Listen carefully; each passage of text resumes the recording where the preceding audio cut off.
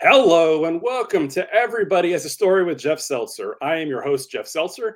Thanks once again for joining me. If this is your first time watching or listening to the show, really appreciate it. Shoot me a DM on Instagram. Let me know how you found the show. Once again, we are at Everybody Has a Story Pod on Instagram. If you're a repeat listener or watcher, thank you so much. Really appreciate it. Definitely keep spreading the word. Definitely trying to get as much engagement and as many listeners and watchers as possible. Last week's episode, we talked to author Katya Summers. A lot of great feedback about that conversation. Katya is a great friend of mine. I've known her for years at this point. Definitely an up and coming author who's trying to get the word out. Obviously, you can look at her books on Kindle. On Amazon, you can buy them in traditional hard copy. Definitely all the love to Katya and her family. Definitely support her however you can. Did have something I wanted to bring up or ask about to anybody who's out there. So about a week or two ago, I went to a sports card show, and I mean, growing up, I used to all the time. And in a few weeks, I'll have a couple of my buddies, Daniel and Marcus, on to talk about sports cards. Um, thing that intrigues me nowadays is that sports card shows, well, historically, were basically baseball, basketball, football cards. It's like half Pokemon cards at this point, which really blows me away. I understand the collectability aspect of it. I mean, they're really cool looking, they're limited and stuff like that. But what really intrigues me is just the value behind Pokemon cards. I mean, Pokemon cards versus, let's say, traditional sports cards.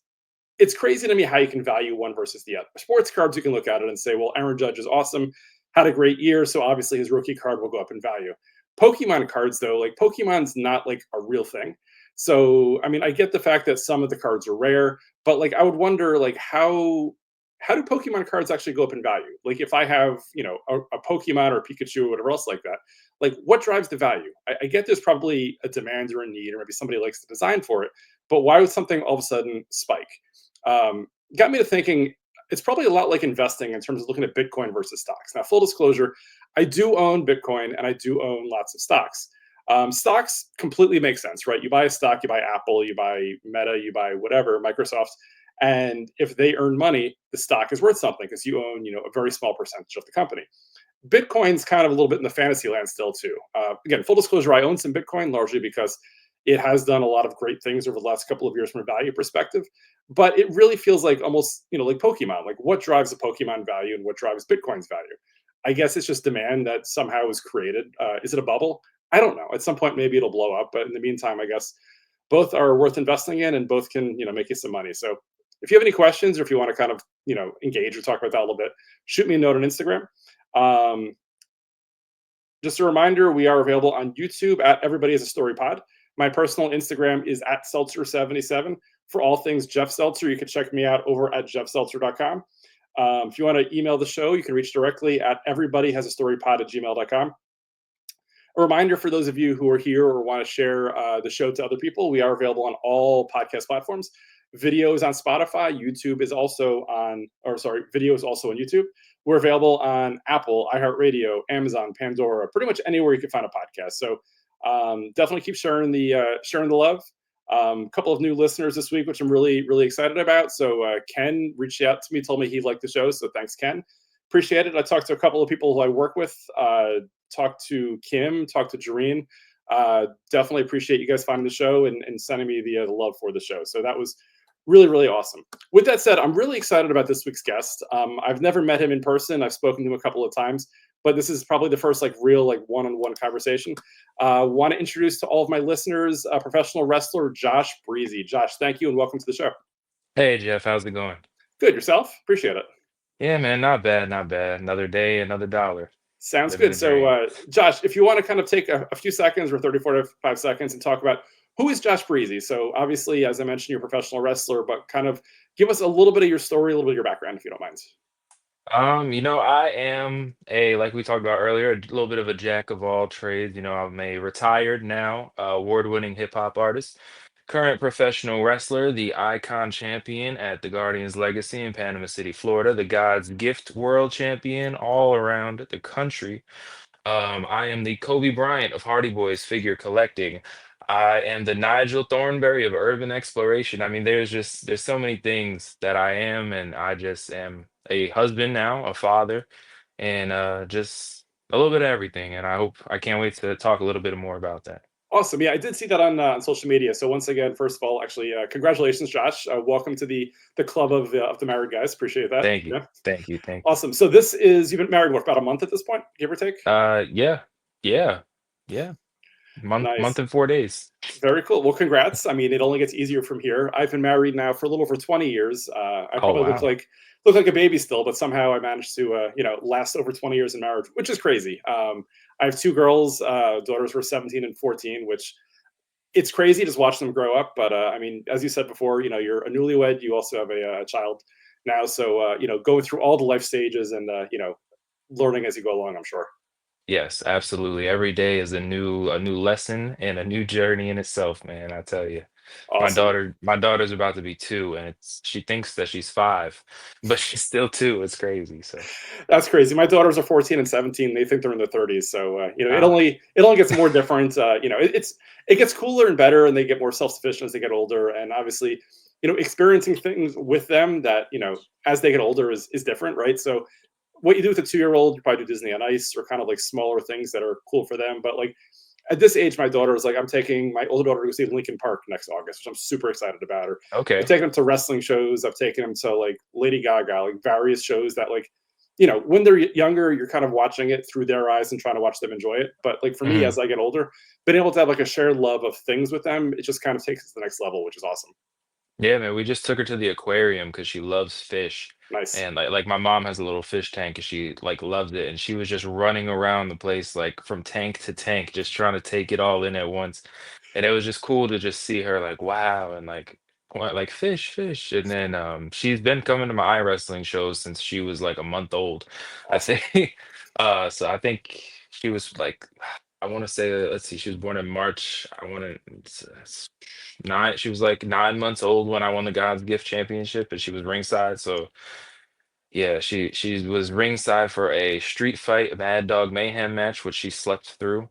Uh, like so she's the next Guardians Legacy show she's gonna come, and that's gonna be her first like kind of aware show that she's like aware of things happening around her. So should be Nice. fun. So at that age, obviously, it's kind of hit or miss in terms of like what they're going to recognize or understand, right? So I guess jumping right into it. So obviously, as a pro wrestler, we understand what wrestling is and what wrestling isn't, right? Versus a 2 year old, you really can't explain to them what wrestling is. It's kind of like it's storytelling. It's a live TV show for the most part.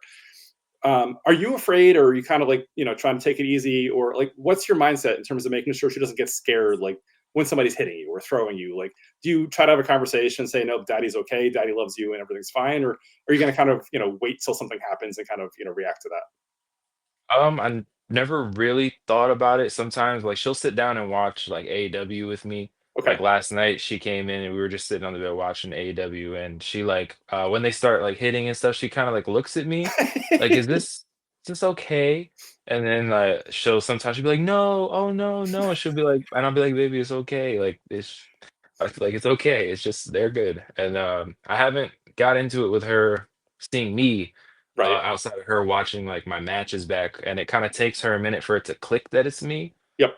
And then she like, oh, dada, like, um, so yeah, this show is gonna be interesting if I'm out there getting beat up and see her reaction on the ringside. It's gonna be funny. Awesome. So let's take a step back for a second. So obviously, you are a professional wrestler. Most people who are professional wrestlers like either grew up with or at some point kind of found a love for wrestling, like saw it on TV or in person and said, "Hey, that's pretty awesome. I think I can do that." Can you take me back to your earliest wrestling memories? So at what point did you kind of see it for the first time? Like when did you find your love for wrestling?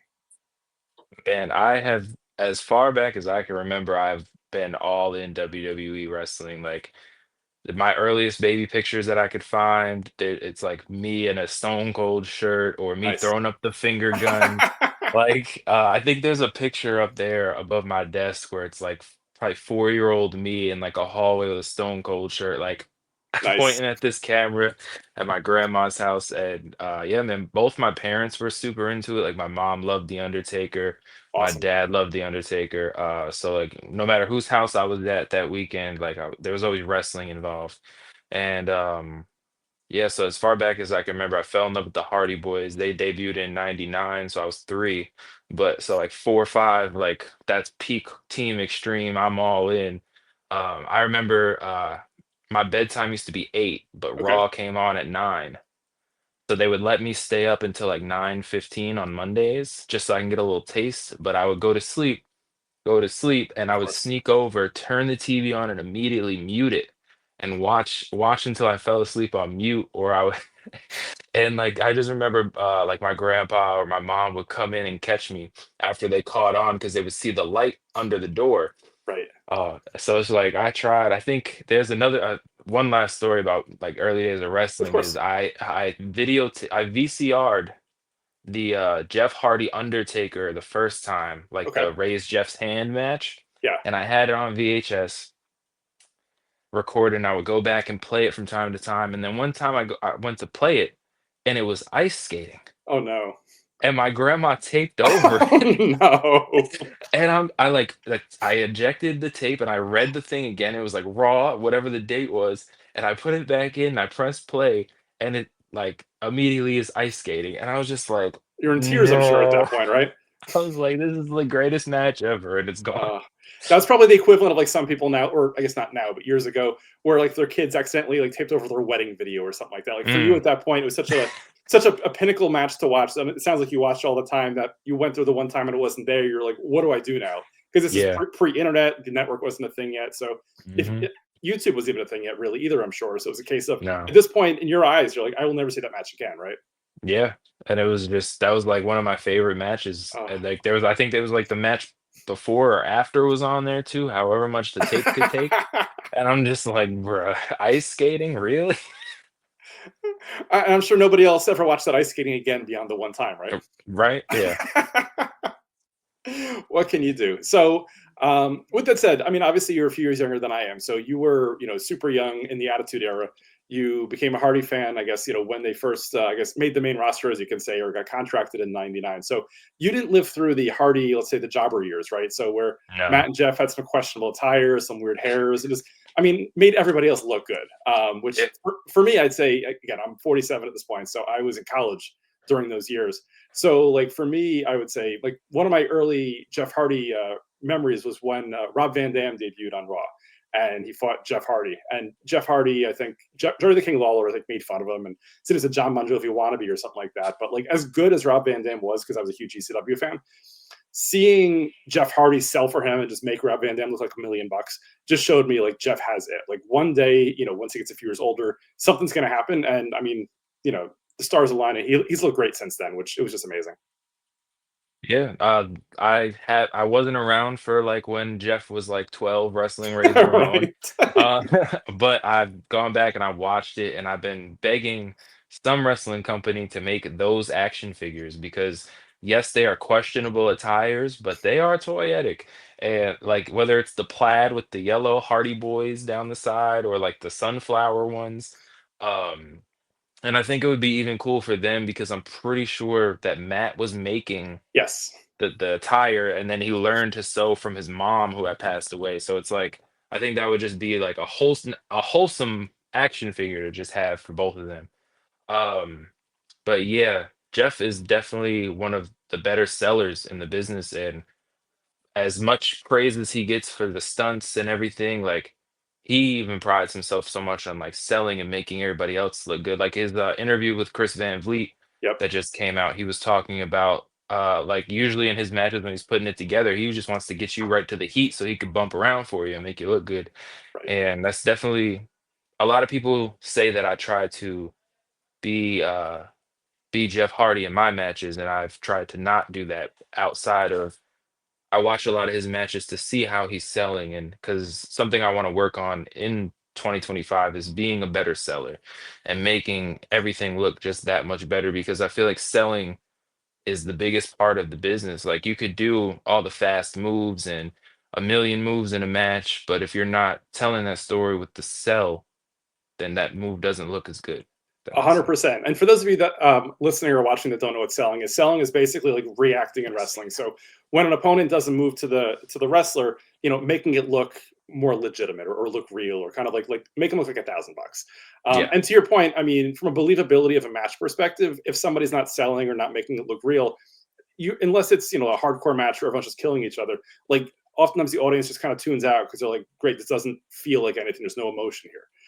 So yeah, absolutely. I mean, so many of the, I mean, Matt Cardona, I think, is a great example, right? In terms of somebody who sells really, really well. Mhm. In his indie run over the last few years or whatever, he makes his opponents look great. He's not afraid to lose to anybody, but like it's believable what he does. There's so many out there, and I mean, to your point, to make it or to look good, you've got to make sure it's not 50-50 necessarily, but both sides have to be believable, right? Yeah, Cool. exactly. I think especially at back to the Guardians legacy again, we are very babyface heavy. Okay. So it is tough to get the crowd to cheer for somebody and boo for somebody. Right. So a lot of times it's going to come down to that selling and kind of just get them invested in both of you based on, all right, this person's just a little bit more aggressive because this guy's making it look like he's getting beat up just a little bit more. So we're going to cheer for you to make that comeback and we're going to kind of boo him a little bit. So like that's something like there is that when you get into that situation where there's not a very easy to digest dynamic of good versus evil, it's like the selling comes down to really helping the audience gather what's going on. Of course. So before we get any deeper into your Hardy fandom, I wanted to get a little bit more into Josh Breezzyy, the wrestler, in terms of how Yes. you got into it. So, in doing some research, it looks like you trained at the Nightmare Factory. Is that correct? Yes, sir. Cool. So, for those that don't know at home, the Nightmare Factory, I believe, and keep me honest here, is or was a wrestling school run by Cody Rhodes, right? Professional wrestler, current WWE World Champion, right? Yes. I believe it's in the Atlanta area, something like that. Is that right? I believe it's in McDonough now. Okay, McDonough, gotcha. So tell me about your journey into getting into wrestling school in terms of looking at your YouTube channel. It looks like around that time you kind of maybe transitioned out of hip hop a little bit and more into wrestling, I guess, as your focus at the time. Like, take me through your mindset of when you decided this was the right time to do it.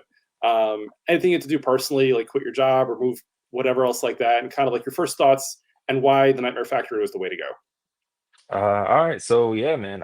We were at 2020, January 17th, 2020. I dropped Third Dimension, my last original album as a hip hop artist, and then COVID happened, and we had booked a tour. I was so invested in this tour. We were literally in the process of we had already venues were booked. We were just booking openers. Like that's how deep into it we were, and like getting the set list ready and everything like that, and kind of just doing the fine details. And then COVID happened, and at first it was like, ooh, this might be like a month thing. Like the tour's in like April, like we're good. And then it was like, no, no, this is bad. And then it was like, okay, well, this venue is closing the doors. This venue is closing the doors. Let's get our deposits back. And it was just like, all right, the tour is canceled. Everybody was just shut down. And I was like, man, what do I do? I was like, I can sit here and make more music, but for like, what is the world gonna be like?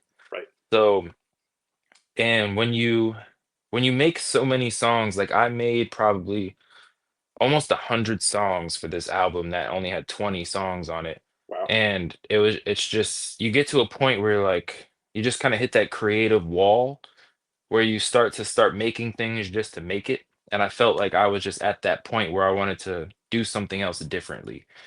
So I kind of was like, I'm sitting home, getting unemployment now because I can't work, Right. getting the extra money through the COVID stuff. And I was like, what better way to, just focus on really on like my health and my fitness. And I was like, but the gyms are closed. And I was like, okay. So I started running around my neighborhood, and then that kind of got boring. Because I'm on the autism spectrum, so I get bored with things very quickly. Okay. Unless I either go 100% in like this Hardy Boys room, or I get bored really quickly and move on. Um, so I got tired of that, and I was like, man, pro wrestling would be like a cool little workout thing. I get in real great shape, and I always loved wrestling. So I was in North Carolina at the time, Okay. Fayetteville, North Carolina, and I reached out to Firestar Pro because they were still running classes. Okay. Don't ask me how. I don't know what the rules were about that, but that was open. Right. And this was probably a couple months into COVID at this time. And so I think the restrictions were kind of just wear a mask and things like that. They said, we're starting the new class at whatever this date was. You're welcome to come down, check it out, and if you want to, move forward, we can do that. So I was like, all right, cool. And at the same time, I got like an Instagram, like scrolling my feed, I saw, oh, the Nightmare Factory now accepting applications. And I was like, well, might as well just fill out the application. Didn't hear anything back about that. So get ready to go to the Firestar, and I'm on my way there, and I get like a random call, and I'm driving, so I just send it to voicemail because I'm not going to answer a random number. Of And course. then I get a text message from this number, and I'm like, what is this? So, I really so then want I Right? So then I'm like, oh, maybe it's somebody I know. So I click it and it's like, oh, hi Josh, this is QT Marshall from the Nightmare Factory. that. And I was like, all right, let me pull over. So there's like this church. Now I'm on like this weird North Carolina highway, and there just happens to be a church. Sure. So I pull in the church parking lot. I read the text message. He's like, give me a call back, blah blah. So I call him and he's like, hey, somebody dropped out. We have a spot open for you. And if it's yours, we start in 2 weeks. And I was like, oh, and I was like, well, how much is it? And he was like, it's I forget, I think the whole thing was like 4 grand or whatever, but you need like a $2,000 deposit. Got it. And I was like, how am I getting 2 grand in 2 weeks? And he was like, because it's so short, we'll do a payment plan, whatever, Nice. just let me know. Yeah. And I was like, man, I can't. The Nightmare Factory, You can't class pass one. that That's up, right? You that's have that's to. Cody Rhodes. Yes. And I sat in that parking lot for like 20 minutes and was just thinking like, I told Firestar I was gonna be there, but this is Cody Rhodes. I don't know who QT Marshall is, but it's Cody Rhodes. So Josh, real quick to that point then. So you had never heard of QT. You weren't aware of his Ring of Honor work or Not his at all. Monster Factory work or anything like Nope. that. This was the first. Not. So for him, it could have been me. It could have been Jeff Seltzer calling you saying, "Hey, I'm Yep. from the Nightmare Factory." Like QT, the name meant nothing to you Not at at the all. time, right? I That's just crazy. figured it was somebody helping Cody. Sure. So then and actually no, I think I might have known him a little bit from like AEW because like being like Cody's bad guy and Sure. like Sure. doing the funny match and stuff like that. But I But it was didn't early. But it know. was early AEW at the time. I mean, Yeah. it only launched like in 2019ish or so. So at that Yeah. point, it's not been like a year. Yeah. Yeah. So I'm like, you know what? Let me turn around, go home, pack my bags. I'll go. I got a friend that lives in Atlanta. Let's make this happen. Nice. So one of my friends, Asia, she's training with NXT down at the Performance Center now. She was Nice. a gymnast at college with me, and she was like, "Yeah, come sleep on my couch, it's whatever, like blah blah." I'm like, "All right, cool." So I drove the 7 hours to Georgia, slept on her couch, Awesome. went to the Nightmare Factory, got familiar with who QT Marshall was A because little bit. I'm like, this guy's great. He's teaching us everything. And I told him, I said it to his face, so I'm not afraid to like say it on podcasts. I say it all Yeah. the time because I was like, honestly, I wasn't familiar with your work, and he just got a he got such a laugh out of that. But yeah, so that's how that started. It kind of just fell into my lap, really, and it was something. It was 12 weeks that were just hard at times because it was you do weight training in the morning with the guys that train the NFL Combine guys, which was awesome. So we were doing like these crazy workouts every morning, and then we go to lunch, come back, and we do in-ring stuff with Cody and QT. Glacier was there, 10 at 5 and 10 from the Dark Order were there. Towards the end, Jade started training with us, Nice. Anthony Agogo, Anna Jay. Um, and it was cool to be around people that were on TV and learn from people that were once us because they never gave off the feeling of I'm on TV, I'm better than you guys. It was more of a I used to be you, let me help, That's awesome. which was always cool. Like one of the stories I tell people a lot, like when people are like, "Oh, you're from the Nightmare Factory," all they want to do is ask you, like, "Oh, how was it?" and all this stuff. And one of the best memories I have was I was sitting watching the night class, which is like the advanced kids after the camp. A lot of them were like QT's guys, and Ricky Starks just came and sat next to me Oh wow. and was just like dissecting this match, like telling me like pointers and like just talking wrestling with me. And I'm like, I've never even met him at this point. And then like 2 weeks later, we were taking chops from him.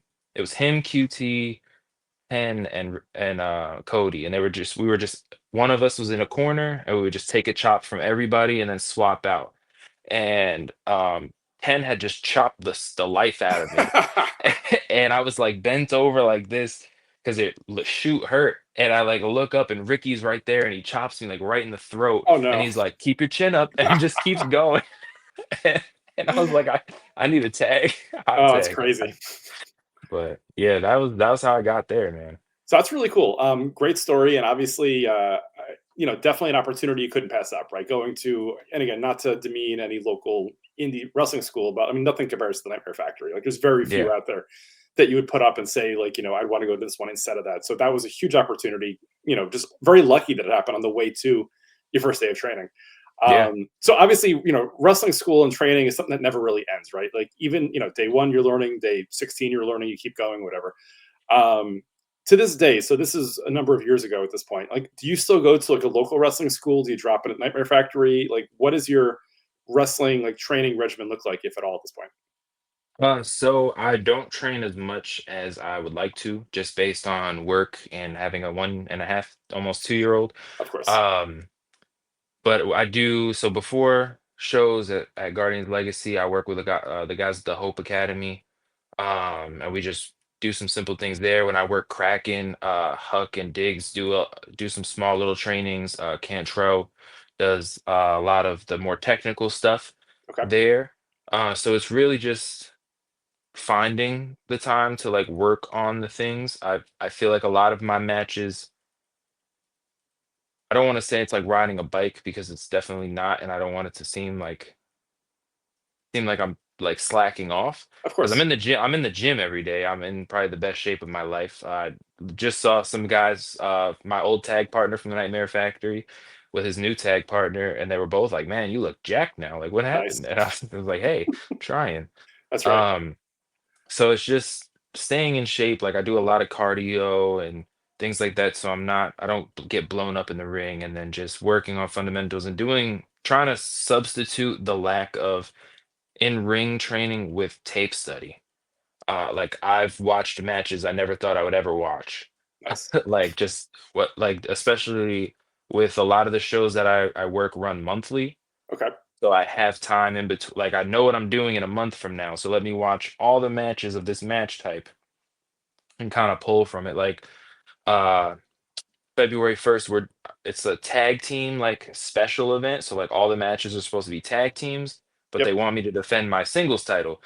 So there's like this old TNA gimmick match where it starts as a tag team, and then whoever takes the pin is eliminated, and then it becomes a triple threat, and whoever takes that pin is eliminated, and then it's an X division, with the cables and the belt hanging, Right. that match. So we're doing that, but Awesome. instead of the crosses, it's gonna be a ladder match at the end. So like Gotcha. I'm watching like all the variations TNA did with that. I'm watching individual ladder matches, and I'm watching a lot of John Cena matches. Um, because they kind of want me to be their John Cena to an extent, and I feel Nice. like I could kind of put a modern twist on not the five moves of doom John Cena, but remember when he just started hitting all these crazy moves Oh in yeah. like the mid 2010s? Like he just was springboard this and Hurricane Ranas. So just trying to pick things from different people that that people don't expect from Josh Breezy at this point. Which is great. I mean, there were definitely worse wrestlers that could say, like, they're not saying, "Hey, we want you to be the Dwayne Gill of our wrestling company or the Barry Horowitz." Like being Right. told, "We want you to be our John Cena," is probably not much higher than that at this point. So that's got to be an honor at that point. Yeah, I mean, once they put this title on me, I've done so much. And shout out to Skip, the owner of the Guardians Legacy. We do a pre-show meeting at the ring, and he like acknowledged like all the stuff I've been doing with the title, and he was like, it's almost like he sleeps with this title. Like it's just he's got it everywhere. Like Right. I took it to work the first week. My CEO is like a big wrestling fan, and my what is she? The chief of nursing, Okay. who's my boss's boss. She's a big wrestling fan. They both bought like my shirts off PWTs. Awesome. And so like we took a nice picture with like both my belts. They had their Josh Breezy shirts and we shared it there. I was at AEW with the title, like second row from the floor. And there was another another local wrestler on the other side, like up in the nosebleeds. And he texted Skip and was like, "Man, I could see Breezy's title from all the way over here." And Nice. it was just I've just been trying to do everything I can to just something that Cody taught us was to treat everybody like The Rock and present yourself like you're The Rock. Nice. And so like I'm always a big just doing what I can to present the company, any company that I work for, especially if you invest in me. Like I was just talking to one of the younger guys, and I was like, if a company shows that they're invested in me and they want me there and they care about me, I'm gonna give them 250%. Nice. Um, and then if they just, want to put me on the car just to fill a spot, then they're just gonna get 100%. But if you believe in me, then I'm gonna do everything I can to, because it's gonna help the company and me at the same time. So, Of course. So a lot to unpack there. First off, for anybody listening or watching, wanted to plug Josh's Pro Wrestling Tees site. I checked it out earlier today. If you go to prowrestlingtees.com and then just do a search for Josh Breezzyy, that's Breezzzyy. He's easily got, I don't know, a dozen or 2 dozen different shirts there, lots of different designs, lots of cool stuff. So definitely take a look at that. Other thing I was going to mention is earlier today I watched on YouTube a ladder match that Josh Breezzyy had from, I think it was last summer at APW, which was interesting to oh me. boy. It was definitely it was interesting because I've been to some. I mean, I've at 47, I've been to hundreds of indie wrestling shows. Some of them are in different types of buildings. I went to one. It was like in a VFW where the ceiling was super low. It was like 99, and the Blue Meanie tried to do a moonsault, but the ceiling was too low, so it didn't work out, or it kind of hit as you would expect it to. I thought it was cool. You mentioned before, like doing research for a ladder match of sorts next month. Like last summer or whenever you did this ladder match, like did you have a similar mindset of like watch a bunch of different ladder matches, kind of see what kinds of spots you can kind of borrow or kind of improve upon or stuff like that, or kind of like where was your mindset from a research perspective? That is the infamous ladder match at APW at this point. I There didn't was realize it was so so infamous. much, there's so much that went. I was really hoping you picked any other ladder match. Sorry. Um, no, you're fine, man. I love talking about it. It was a little viral clip.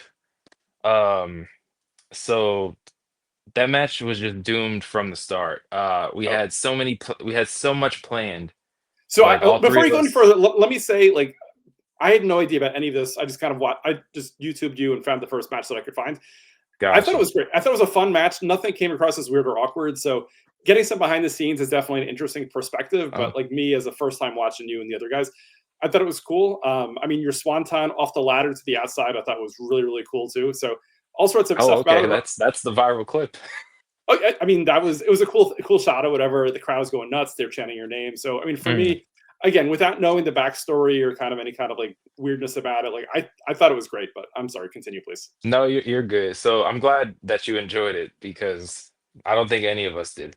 Uh, um, we just had so much planned that we did like we had a group chat and we would like watch ladder matches and send spots like, oh, we should do this, we should do that.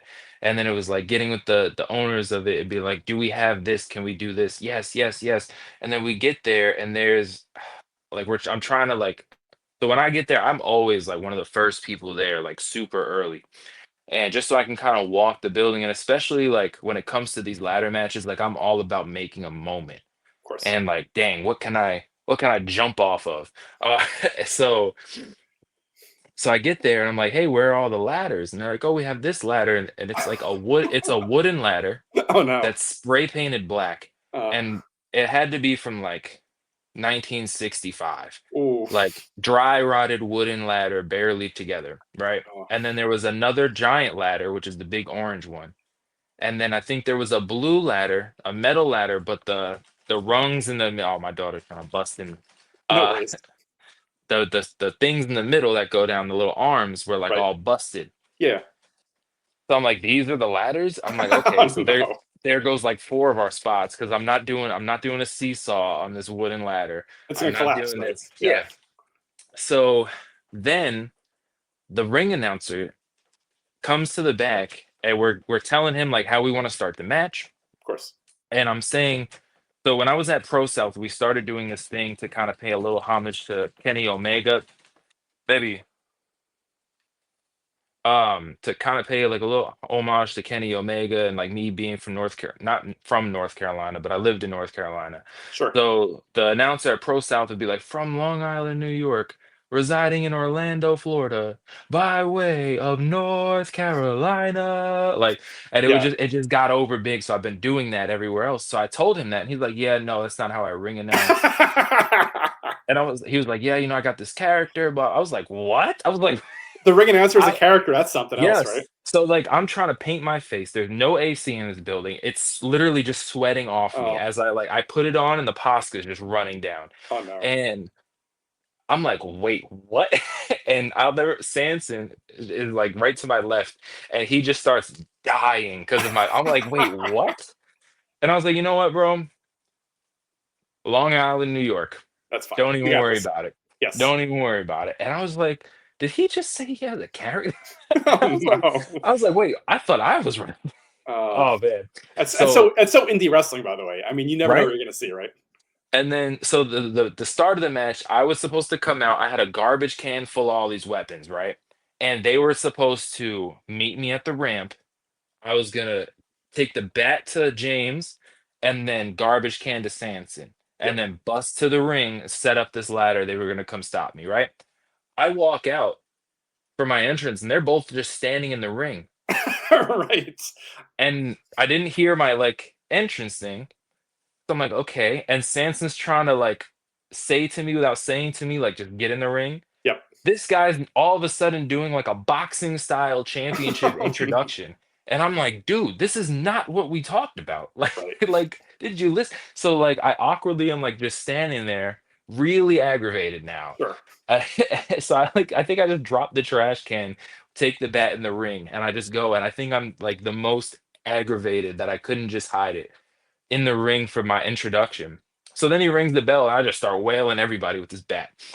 So so I get the ladder and I go to set it up and I took like two steps. It's the wooden ladder and it just crumbles. Oh, So now I go and then Sanson I think tries to get me. I hit him off. I hit him with something. I go to get the blue ladder now. I set that up and it's all janky.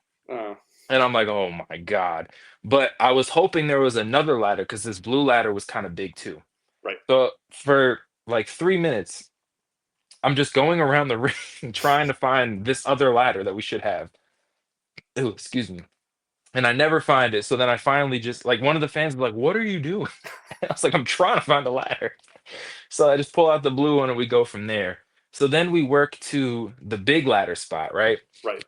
And I put it out there and I had to like put it over the guardrail because it was so big because this isn't supposed to be I had to go out of the guardrail to get the ladder, bring it back in and put it over the guardrail. It was Of just course. not it wasn't where it's supposed to be.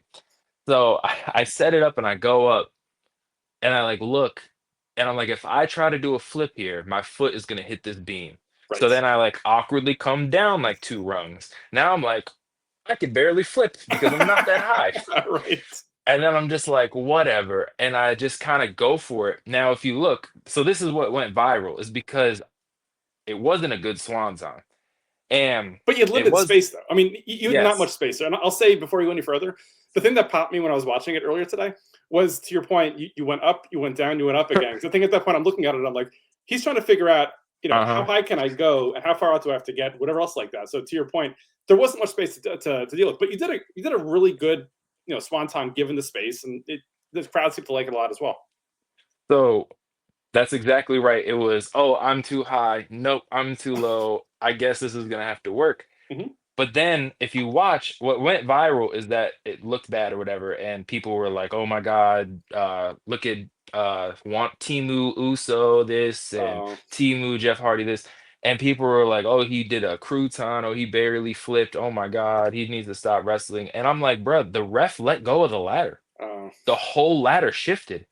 So I had to post this like slow-mo version where the ref is like barely gracefully holding this giant like 20-foot ladder with a right. 230-pound guy on it. Yep. And as soon as I go to push off, the whole thing just moves like a foot. Oh, So like I go and I like lose my balance and and I like had to flip over. And yeah. even there, like on the floor, Sanson watched this happen from the table and he's like, "Bro, are you okay?" Oh no. And I'm just like, I got to the back and I saw the ref and I was like, bro, if you ever don't hold a ladder for somebody else again, I Yep. hope they're worse to you than I am. Because that is you. I could have died because you couldn't hold a ladder. And like I understand, like Bully Ray will say the ref shouldn't hold the ladder. Of If course. it's a 6 foot ladder, I get it. When it's a Yep. 20 foot ladder You have to. in a janky indie promotion, Yep. you should hold the ladder. Yeah. Like, and we had two refs. We had two refs, Yeah. and only one of them was at the ladder and was barely holding it. Well, Oh man, I'll say to that though. I think they learned after your first spot because they overcompensated in the finish. Because when you climbed up and got yes. the belt, both Weren't they both referees were holding holding the it? ladder. They were both holding the ladder. I was like, yeah, they get it now. And I'm sure by the time they got to the back, they're like, no, we get it. We understand. We learned from our mistakes. So Yeah, we'll try to but move on I today. was man. What a match, man. I won though, so Well, I mean, not that I'm a wrestler, but like everybody has a match like that, right? It's a memory of some kind. I mean, I assume you didn't make it to Botchamania, which is probably a win for you there as well. I was definitely checking because I was waiting for it. Because this Facebook clip had like 700,000 views, and I was like, Oh I'm gonna wow, be on Botchamania. yeah. And then I was watching, and for like a month, I would check and just make sure. Oh, You're like I'm safe. It's going to be okay. yeah. So again, thank you for sharing that match. That's really great. And again, definitely adds a little another level to what I watched earlier today. A couple of questions I did have to ask you before we call it a day. First of all, for those of you that haven't seen Josh Breezzyy wrestle, you do, as you mentioned before, you paint half of your face. Um, Yes. so I know you went to the Nightmare Factory. Is that a tribute to Dustin Rhodes, or is that just something you just kind of did on your own, just because you thought it was something for you?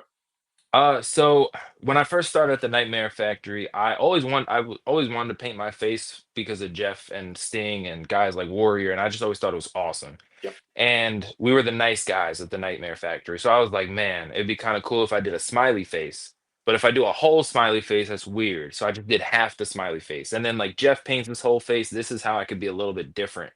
Right. Like, so I was doing the yellow black outline smiley face gimmick, and then we weren't the nice guys anymore. So then I kind of started to just keep half the face, but I would do a different paint every match. And I would try my best not to make it too Jeff Hardy-esque, though it can be sometimes, but I think that's just because people like see paint face and they're like, "Oh, Jeff Hardy."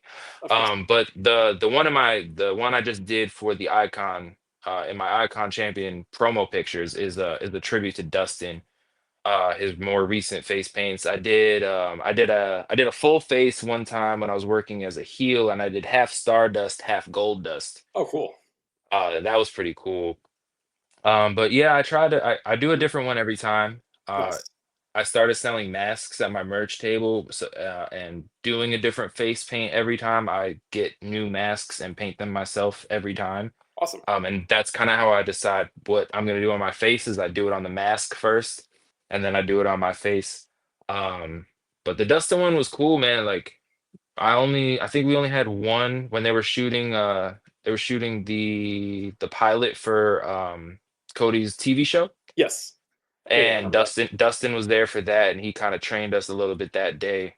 And it was just awesome to be in the ring with him. He was just so cool. It was right after the bunkhouse match because he was still bleeding from his Okay. elbows, Oof. and he was like showing us this thing, and he like locked up with Jen and was like, "Ooh," and he just like let go, and she was like, "What'd I do? Oh my God, I heard gold dust," and he's like, "Yep, I'm bleeding." Uh, And but he was just so cool. So I was like, and he's been cool to me like through social media and stuff since then. So like I was like, you know what, I'm gonna do this. I'm wearing red. Let me do this Dustin paint. Let me see if I could kind of do something there. So I did that, and I just try to pay a little bit of homage to everybody. Sometimes it rubs people the wrong way, apparently, but what can you do? I mean, I've seen in terms of homage, obviously, one of your main moves is the Rough Rider. I would assume an yeah, homage to Matt Cardona, previously known as Zack Ryder. yes, sir. Obviously, before I even knew that you actually did live in North Carolina at some point, I assumed your by way of North Carolina was a tribute to the Hardy Boys because they're obviously from Ah, North Carolina. So, but it sounds like you actually legit lived there at one point. So that's not yeah, necessarily the thing. 2 years. I originally born and raised in Long Island, down in Suffolk County, and then moved to North Carolina for 2 years, and now I'm down here in Florida.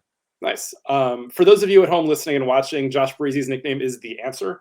Doing a little research, I found who would have been his two dream tag team partners, it seems like. Unfortunately, this person passed away right before Josh started wrestling, there was somebody known as the Question.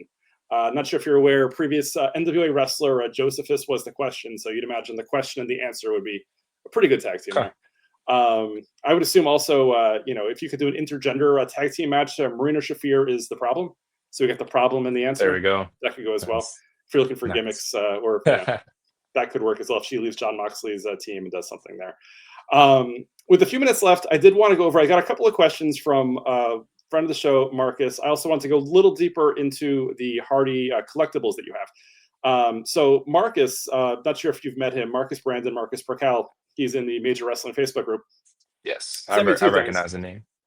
Yes. First thing he said to me was he wanted to shout out the fact that he actually went to go see you once wrestle last year at an indie show because you were the champ, but you apparently had transportation issues and you didn't make it. So he's Oh hoping man. to see you wrestle at some point live. Oh wait, was it the it was in It was South Carolina? July 20th of last year in where was it? It was in Striped Pig Distillery in Charleston. Yep. Okay. Yep. That's okay. Dang, man. Okay, so you're in South Carolina. I'll be in South Carolina soon. Yeah, Yeah, so man. Marcus My Marcus lives car. down there. I'm in Jersey, so unfortunately it wouldn't work for me. But Marcus, he says next time you're in the area for Colt Inclusive Wrestling, he'd love to go to your next show. Awesome, man. Thank you. Of course. Shout out to Marcus, big fan of the show. His other question, this kind of gets back into the final thing I want to talk about more about your collectibles is what is your Mount Rushmore of Hardy figures? Like if you had to put, four up there as like, these are the Hardy figures that, you would showcase as the best of all time or that for whatever reason emotionally attached to you, like what would be your Mount Rushmore? So definitely this TLC like big box set with the ring and the tag title and the Hardys, Edge and Christian and Bubba Ray Dudley, man, that I think it's not even just about how massive it is and how cool it is. And like I definitely had it as a child, and I think me and my two older brothers got it as like a Christmas gift together. Nice. Um, but the story about how I got it is just like always gonna hit my heart there. I saw it on eBay for $500 Oh, wow. and I literally door dashed Christmas Eve and the 23rd, 24th, and and Christmas afternoon to make $500 so I could buy it on Wow. eBay. And my wife always jokes, she's like, "I've never seen you more dedicated to anything in life." And I was just out there from morning, like I think I'm like the first day I made like $200 and I called it a day. And then the next day was like 200 and whatever dollar, like $260 or whatever. And then I needed the last like $50 or whatever. And so that's definitely number one. Okay. Um, the classic Superstars 2-pack with the Brood attire. Okay. That is one of my favorites of all time. Nice. We're going to have to put the WrestleMania Double Slam 4 Brood attire, which is their first ever figure. Okay. That's the 2-pack there. And just looking around, I can't say I'm gonna give an honorable mention to the Elite One Jeff Hardy, but it's not an officially released figure, so we're not gonna count it. Fair. Oh, we gotta go with the Team Extreme 3-pack, With the Lita, right. green. Yeah, with Gotcha. Lita, the green. And that's something that people don't realize either. And I definitely don't think because Matt didn't really try to focus too much on Lita, but I collect Lita as well. Okay. I'm missing only one of her figures. Oh, wow. The WrestleMania 21 with the title belt, but like I have all her figures, all her Mattels, her bobblehead, her trading cards, her mail away, her Toy Fair exclusive, and I think I have a test shot of her Royal Rumble. Yeah, her Mattel Royal Rumble. So Awesome. definitely all inclusive here at the Team Extreme. Very cool. Bro. Love to hear that. So, for those of you that didn't necessarily get the reference, so last summer, Matt Cardona, professional wrestler of the Major Wrestling Figure Podcast, he went to Josh Breezzy's house and did a full vlog of Josh Breezzy's room. So, Josh Breezzy's room, if you're watching the video here, you see a little bit of it, but the YouTube video with Matt Cardona is insane in the fact that it shows basically Josh as, and keep me honest here, just about every Matt Jeff Hardy as well as Lita action figure that's ever existed. Like, wall to Yeah. wall, ceiling to floor. It's all there. It's super impressive and definitely takes dedication. And to your point before, you found something you didn't have and you worked your behind off to make sure you got the money so you can buy it, even though it was a bit pricey. Yeah, and like this Toys R Us display, which is mind-boggling to me that I own this thing. Yeah, But it's like this bubble with like wired figures and like Matt's getting choke slammed by Kane. And I right. was like, I gotta have this. I think Yes, I was looking for like a Toys R Us shelf. Like just like a store shelf that said Toys R Us on it to put in here to like put figures on, right. and that popped up. And I'm like, I know that is not a Matt Hardy. And I was like, dang, 300 bucks? Yeah, makes sense. Oh, you know what? Buy it now. You're this far in, you might as well at this point, right? Right? Crazy, man. Yeah. So anybody out there, go. All you have to do is do a YouTube search of Josh Breezzyy, Matt Cardona. It's the first thing that pops up. It's an impressive video. It's about 30 minutes long. Has a pretty cool intro from Matt driving there and kind of like talking about what he's going to see. You see, you got a nice view of Josh's house. So really, really, really awesome. So again, check that out, guys. Anything else you'd like to share or promote or support before we end it for the week? Nah, man, like I think we kind of covered mostly everything. Check me out on YouTube. I do a lot of stuff outside of, wrestling matches, figure unboxings, room tours. There's music, there's ghost investigations, there's urban explorations. Like I've done it all, man. And in 2025, I'm looking to get back on being more present on YouTube. I kind of slacked off the last year, but trying to get more content up on there. And yeah, Pro Wrestling Tees, you plug that for me. Of course. Josh Breezy, two E's, two Z's, two Y's. Drink your goat fuel. Nice. If you're an energy drink person, there's a link in my Instagram bio, save 10%. Yeah, that's pretty much it, man. Yeah, cool. Definitely check out all Josh Breezy's social medias. He's one of the few guys who still has a website as well, which I super respect. You want to make sure that people can find you wherever they're at, whether it be social media, whether it be on, the websites, whether it be whatever. They have no excuse for not finding you. So definitely respect that. Basically, for all things Josh Breezzyy, you can go check out joshbreezzyy.com, which is awesome. Yeah, And also, Josh didn't mention it, but while we were talking, I checked out Apple Music and saw a whole bunch of his albums there as well. So yeah, definitely check that out, sample that.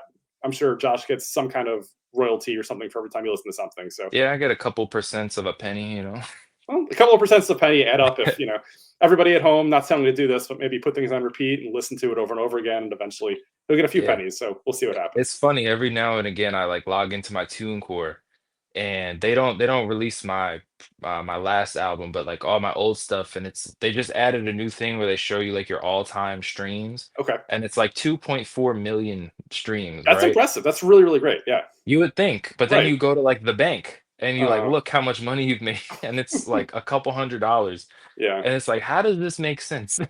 Yeah, I mean, it's crazy, right? Thinking about like how does anybody really make money in music anymore, right? Especially, I mean, I'm sure, for the most part, it's probably independently done. But like, if anybody has a record label, sure, the record label can push them, but everybody's getting a cut. So at the end of the day, Yeah. who's actually getting paid? It's a crazy industry, you know?